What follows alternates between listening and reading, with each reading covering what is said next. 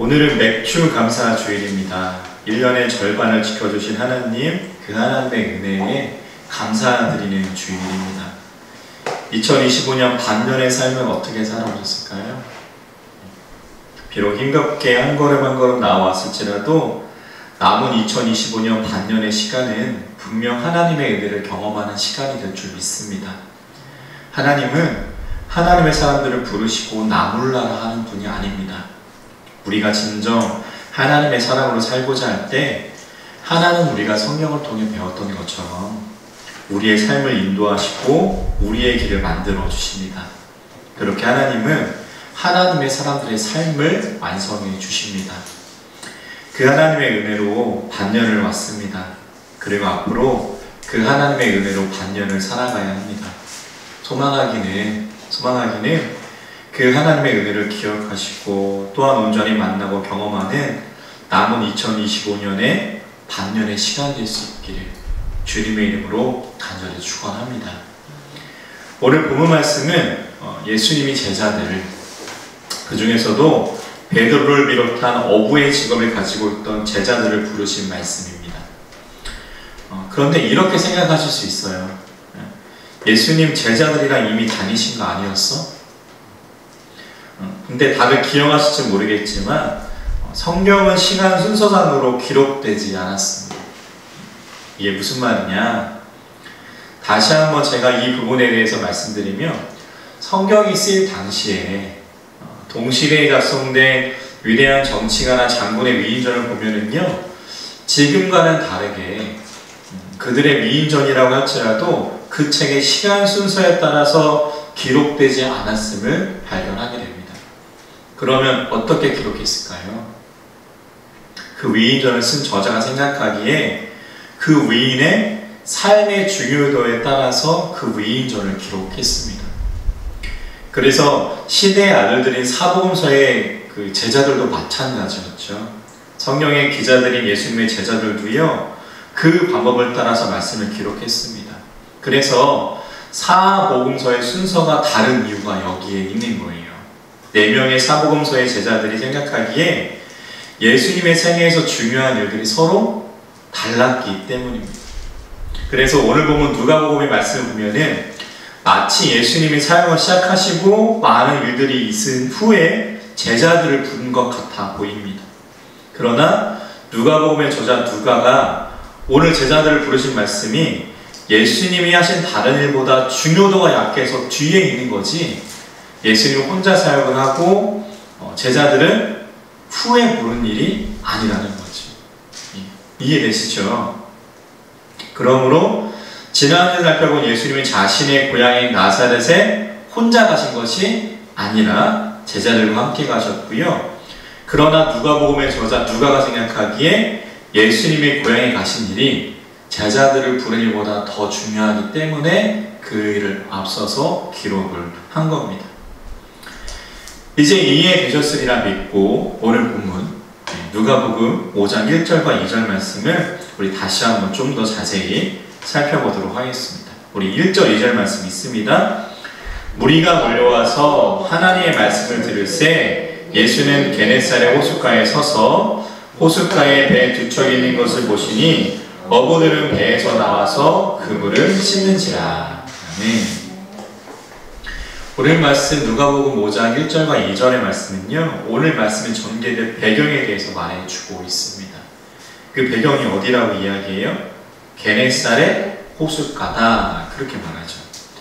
그 호숫가에는 물고기를 잡아서 생계를 꾸려가는 어부들과 그들이 사용하는 배가 있었습니다. 게네사렛 호숫가 어렵게 생각하실 것 없습니다. 우리가 익히 들었을 갈릴리 호수의 다른 이름이에요. 서울의 이름이 한양인 것처럼 갈릴리 호수의 다른 이름이 게네사렛 호숫가입니다. 그 호숫가에서 물고기를 잡는 배 어부들 사이에서 예수님은 오늘 본문 1절에서처럼 자신에게 온 무리에게 말씀, 즉 복음을 전하고 계셨습니다. 우리 3절 말씀 읽어볼까요? 3절 읽습니다. 예수께서 한 배에 오르시니 그 배는 시몬의 배라 청하시고 앉으사 배에서 무리를 가르치시더니. 아멘. 예수님은 자신에게 온 무리를 가르치십니다. 그런데 그 말씀을 전하신 무대가 3절의 말씀을 보면 어디예요? 바로 배였습니다. 우리는 상상해 볼 수 있지요. 사람들은 이제 물가에 앉아 있고 예수님은 배에 오르셔가지고요, 물가에서 조금 떨어진 호숫가에 있는 배 위에서 말씀을 전하고 계신 거예요. 좀 상상이 되시죠?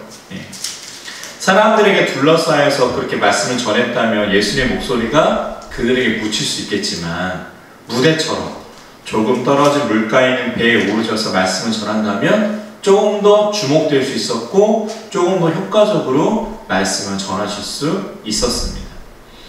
그렇게 말씀을 마치시고 예수님은 자신이 올랐던 배의 주인이자 지난밤 조업을 마치고 그물을 씻던 베드로에게 다음과 같이 말씀하십니다. 우리 본문 4절 말씀이요. 4절 있습니다. 말씀을 마치시고 시몬에게 이르시되 깊은 데로 가서 그물을 내어 고기를 잡아. 아멘. 우리가 앞서 살펴본 본문 2절에서 시몬 베드로는 무엇을 하고 있었죠? 배에 나와서 그물을 씻고 있었습니다. 그러니까 이미 오늘의 과업은 끝난 거예요. 이제 오늘은 끝났고요, 오늘 밤에 다시 물고기를 잡기 위해서 그물을 씻는 것, 내일의 삶을 준비하고 있었습니다. 그런데 그런 시몬 베드로에게 예수님이 뭐라고 말씀하시는 거예요? 4절에서 지금 다시 가서 씻어놓은 그물을 가지고 다시 물고기를 잡으라는 겁니다. 여러분들이라면 어떻게 하시겠어요?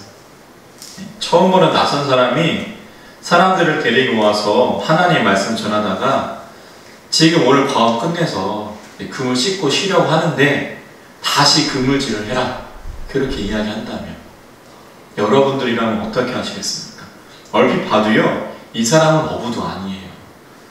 게네사렛 호숫가에서 잔뼈가 굵은 나처럼 물고기를 잘 알 것 같지도 않습니다. 근데 그 사람이 그런 말을 한다면, 다시 물고기를 잡으라라고 한다면 여러분들이라면 어떻게 하시겠습니까? 별 이상한 사람 다 보겠다 하지 않겠습니까? 그런데요, 시몬 베드로의 대답은 제 말과 달랐습니다. 우리 본문 5절 말씀 볼까요? 5절 있습니다. 시몬이 대답하이르되 선생님, 우리들이 밤이 새도록 수고하였을 때 잡은 것이 없지만은 말씀에 의지하여 내가 그물을 내리리이다 하고. 아멘. 베드로는 다시 그물을 내리라는 예수님께 자신은 밤새 그물질을 하였지만 잡은 것이 없었다라고 말합니다. 그러니까 더 힘들었다라는 거예요. 평생 어부로 살았던 베드로에게 오늘은 게네사렛 호숫가가 아무것도 내어주지 않은 날이었다라는 겁니다. 살다 보면 이런 날도 있죠. 아무런 소득이, 아무런 것도 내 손에 쥘 것이 없는 날, 이런 날도 있습니다. 더 힘들었을 거예요. 더 지치고 힘들었겠지만 그런데 베드로는 말하는 겁니다. 그럴지라도 당신의 말, 당신의 말씀을 의지해서 지금 내게 들린 말씀을 믿고 그물을 내리겠다. 베드로는 그렇게 말합니다. 오늘 보면 4절에서 예수님이 이야기하신 것을 이행하겠다, 다시 물고기를 잡아보겠다. 베드로는 밤새 힘들었을 몸을 이끌고 예수님의 말씀에 순종해서 다시 게네사렛 호숫가로 나아갑니다. 어떤 일이 벌어질까요? 우리 본문 6절과 7절 말씀 읽어보도록 하겠습니다. 있습니다. 그렇게 하니 고기를 잡은 것이 심히 많아 그물이 찢어지는지라. 이에 다른 바에 있는 동무들에게 손짓하여 와서 그들이 와서 두 배의 체험에 잠기게 되었더라. 아멘. 예수님이 자신에게 한 이야기대로 다시 한번 그물을 내린 베드로는요, 6절과 7절의 말씀처럼 두 배 가득 차게 물고기를 잡게 됩니다. 베드로의 삶에서 그러면 이런 일이 가끔이라도 있는 일이었을까요? 후에 이어지는 베드로의 반응을 보면은요, 이런 경험은 거의 처음 겪는 일인 것처럼 보여집니다. 왜냐하면 이렇게 말하기 때문이에요. 본문 9절 말씀 읽도록 하겠습니다. 시몬 베드로가 이를 보고 예수의 무릎 아래 엎드려 이르되 주여 나를 떠나소서 나는 죄인이로소이다. 아멘. 8절이었네요. 8절. 베드로는 자신이 자신에게 지금 일어난 일이 일반적인 모습이 아님을 그렇게 알고 있었습니다. 평생을 업으로 살아온 그 경험을 토대로요, 아무리 생각해봐도 자신이 지금 물고기를 이렇게 잡은 거는요, 내가 운이 좋아서 잡은 게 아니었다라는 거죠. 나에게 이 일을 하게 한 사람, 내가 이렇게 물고기를 많이 잡게 한 사람은 바로 예수님이 잡게 한 것임을 깨달았던 겁니다. 그래서 베드로는 방금 읽었던 본문 9절이 아니죠. 8절의 말씀처럼 예수님께 자신의 죄인이니 죄 많은 나를 떠나시라 그렇게 말합니다. 당신은 나와 같은 사람과 상종할 분이 아니라는 거죠. 그리고 이러한 반응은 베드로의 개인적인 모습이 아니라 어부라는 직업을 가졌던 그와 함께한 사람들의 공통된 생각이었습니다. 우리 9절과 10절 말씀, 9절과 10절 읽도록 하겠습니다. 이는 자기 및 자기와 함께 있는 모든 사람이 고기 잡힌 것으로 말미암아 놀라고, 그러니까 베드로만 놀란 게 아니라 다 같이 놀란 겁니다. 10절이요. 세베대의 아들로서 시몬의 동업자인 야고보와 요한도 놀랐습니다. 예수께서 시몬에게 이르시되 무서워하지 말라, 이제 후로는 내가 사람을 취하리라 하시니. 아멘. 자신들의 평생에 처음 겪었던 일 때문에 놀라고 있던 어부들, 그리고 나는 당신과 같은 사람과 함께 할 수 없는 평범한 사람이라고 말하는 베드로에게 예수님은 그 유명한 본문 10절의 말씀을 하십니다. 무서워하지 말라, 이제 후로는 내가 사람을 취하리라 하시니. 취하리라의 각주 보이시나요? 2번하고 가로쳐져 있죠. 예. 헬라어로 취하리라라는 뜻은 사로잡으리라 라는 뜻과 같다라고 각주는 우리에게 이야기합니다. 이제는 내가 나의 말을 의지하여 물고기를 잡았던 것처럼 이제는 내가 나의 말을 의지해서 사람을 사로잡을 것이다. 그러니까 사람들에게 나의 말씀을 전하는 나의 제자가 될 것임을 예수님은 베드로와 그 함께한 어부들에게 이야기하십니다. 그리고 그 말을 들은 그들은 다음과 같이 행동하죠. 오늘 부분 마지막 11절의 말씀입니다. 다 같이 읽습니다. 그들이 베드로를 육지에 대고 모든 것을 버려두고 예수를 따르니라. 아멘. 사랑하는 성도 여러분, 그렇다면 오늘 말씀을 통해서 예수님이 제자를 부르신 이 말씀을 통해서 우리는 어떠한 하나님의 음성을 들을 수 있을까요? 소망하기는 이 말씀이 맥주 감사절을 맞이하여 새로운 반년의 시간을 보내야 하는 우리에게 지침이 되고 기준이 되는 복된 말씀 될 수 있기를 주님의 이름으로 간절히 축원합니다. 믿음은 무엇일까요? 우리는 믿음을 무엇이라고 부릅니까? 국어사전에 나오는 믿음의 사전적 의미는 어떤 사실이나 사람을 믿는 마음입니다. 바로 그것을 우리는 믿음이라고 하는 거예요. 그리고 바로 그 믿음을 오늘 말씀에 나오는 베드로가 예수님께 갖고 있었습니다. 그런데 생각해 볼까요?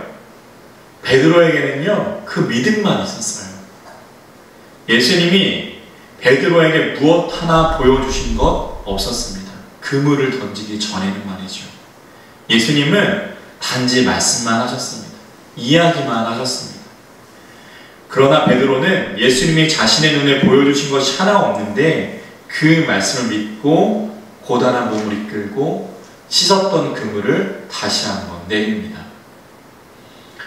사랑하는 성도 여러분, 물고기를 잡았으니까 망정이지, 물고기를 잡을지 말지 몰랐던 베드로, 그 베드로가 오늘 말씀에 나오는 예수님의 말씀을 따라 그물을 내린 그 모습 너무 무모해 보이지 않으시나요? 제가 생각하기에 오늘 말씀에 나오는 베드로는 너무 무모해 보입니다. 일을 다 마쳤는데 다시 이 일 하라고 이야기하는 예수님. 나보다 물고기 잡는 일 잘 알 것 같지도 않은데 그 말을 믿고 다시 그물을 내리는 것 너무나도 무모해 보입니다. 그런데요, 성경은 이러한 무모한 사람들의 이야기를 우리에게 말해줍니다. 아브라함도 잘 살던 자신의 고향을 떠나서 어딘지도 모르는 가나안 땅을 그렇게 찾아갔더니 수많은 사람들을 데리고 그저 하나님의 말씀만을 따라서 광야 생활 40년을 시작했던 모세, 모든 사람이 벌벌 떨던 골리앗 앞에 칼이 아니라 물매와 돌 5개만을 가지고 나아갔던 다윗, 로마라는 대제국 앞에 복음만을 들고 로마보다 더 큰 하나님을 바라본 사도 바울. 생각해보면은요, 그 모든 사람들은 오늘 말씀에 나오는 베드로의 모습처럼 어처구니가 없을 정도로 무모했습니다. 근데 중요한 건 뭘까요? 앞서서 말씀드렸던 것처럼, 그리고 여러분들이 다들 잘 아시는 것처럼, 세상은 그들의 모습을 무모하다 말할지 모르겠지만 그들의 모습을 통해서 하나님의 나라가 시작되었고 하나님의 나라를 만들어졌고 하나님의 나라는 지속되었고 전파되었고 그 하나님의 복음은 오늘날 우리에게도 전해졌다는 겁니다. 그러므로 하나님의 말씀에 따라 나서는 것, 그 모습은 무엇 하나 내 눈앞에 이루어진 것이 없지만 세상적으로 무모해 보일지도 모르지만 하나님 앞에서는 결코 무모하거나 의미 없는 일이 아닙니다. 도리어 세상적으로 무모해 보이는 그 일은 하나님 앞에서는 하나님의 일을 감당하는 모습이 됩니다. 다시 말해, 세상적으로 무모해 보이는 일이라고 할지라도 하늘에 자신의 마음을 둔, 하늘에 자신의 삶의 목적을 둔 하나님의 말씀하신 일을 감당하는 모습이라면요, 그 모습은 무모한 일이 아니라 세상에 하나님의 일하심을 전하는 모습이 됩니다. 그러므로 무모함에서 끝나는 것이 아니라 하나님과 함께 나아가는 길이 됩니다. 사랑하는 성도 여러분, 하나님 믿는 것 힘드시지 않나요? 저도 그래요.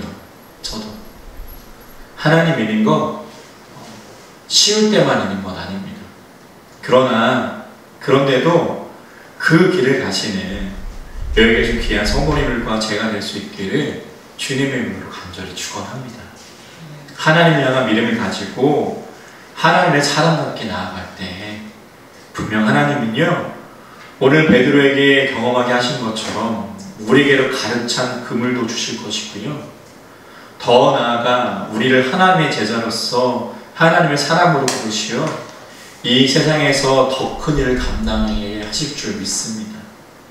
오늘도 내일도 그 하나님을 향한 믿음을 하나님이 저희들에게 부어주시기를 소망합니다. 그럼 우리의 믿음이 퇴색되지 않고 줄어들지 않음으로 말미암아 하나님의 사람의 걸음으로 옮겨가실 수 있는 우리 모두가 될 수 있기를 주님의 이름으로 간절히 축원합니다. 오늘 말씀에서 또 하나 우리가 주목해야 될 부분들이 있어요.